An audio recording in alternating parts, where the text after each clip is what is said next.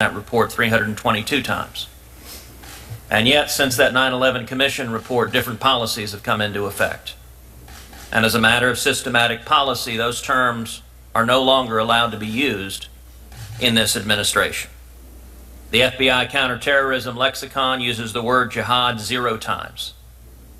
The National Intelligence Strategy of 2009 uses the word jihad 0 times. The Strategic Implementation Plan to Prevent Violent Extremism of 2011 uses the word 0 times. The National Intelligence Strategy in 2014 uses the word 0 times.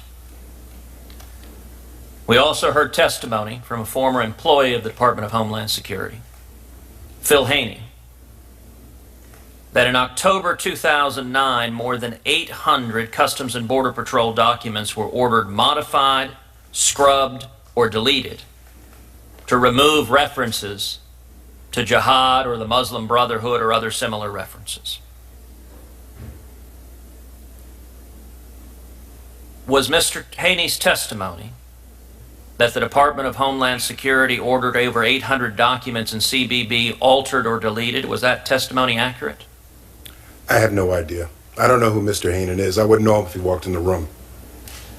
So you have not investigated whether your department ordered documents to be modified in 2009 to remove references to jihad, radical Islamic terrorism, the Muslim Brotherhood. You have not investigated that question? No, I have not taken the time to investigate what Mr. Haney says, no. And when the United States Senate Judiciary Oversight Committee conducted a hearing on that, did you or anyone in your staff inquire into those issues? No, but you have me right here, right now to ask questions of. So but apparently your answer is you don't know. I am asking you, in 2009 and again in 2012, Mr. Haney testified there were 2 purges, and that was the word he used, purge, at the Department of Homeland Security to remove references to radical Islamic terrorism. Is it accurate that the records were changed?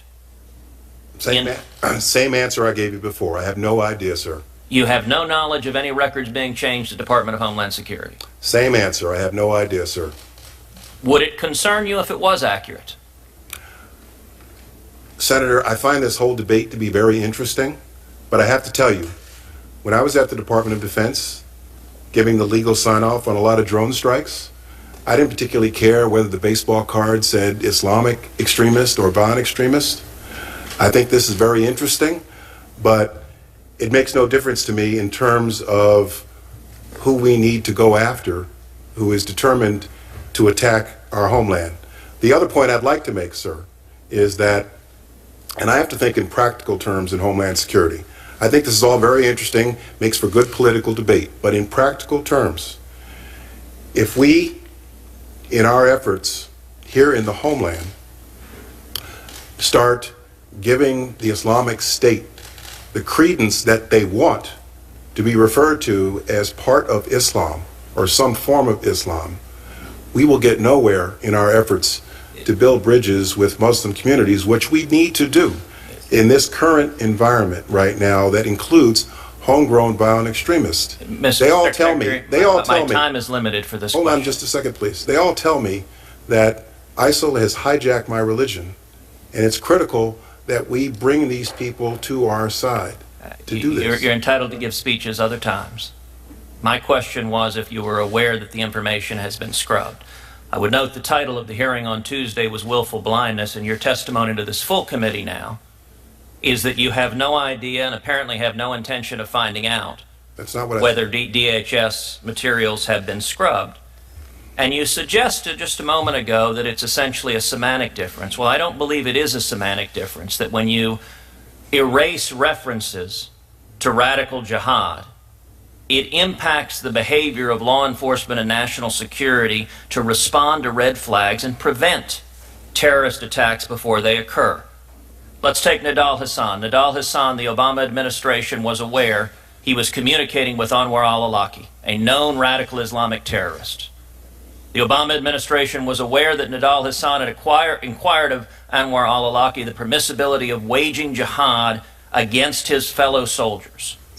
And yet the administration did not act, and Nidal Hasan walked through Fort Hood in my home state of Texas, murdering 14 innocent souls, yelling Allahu Akbar. Do you think it was a mistake not to respond to those red flags ahead of time and prevent the terrorist attack at Fort Hood? I disagree with your factual predicate. Those are not the facts. What do you disagree?